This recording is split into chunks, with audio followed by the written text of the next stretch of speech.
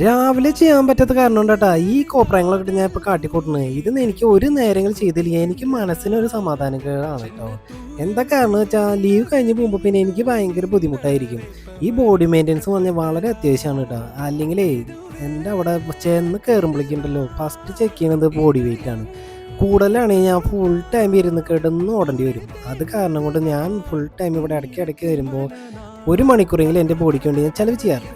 ഈ ഒരുങ്ങി കെട്ടി പോകണം നിങ്ങൾ വിചാരിക്കേണ്ടത് എങ്ങോട്ടാണ്? കല്യാണത്തിനൊന്നുമല്ല കേട്ടോ, ഭാര്യ വീട്ടിലേക്കാണ്, അതായത് ആലുവയിലേക്കാണ് ഞാൻ പോകുന്നത്. അപ്പോൾ വൈകുന്നേരം ആയപ്പോൾ അമ്മ അടിപൊളി ചായ ഉണ്ടാക്കിയിട്ട് താഴേക്ക് കുറേ നേരം വിളിക്കുന്നു.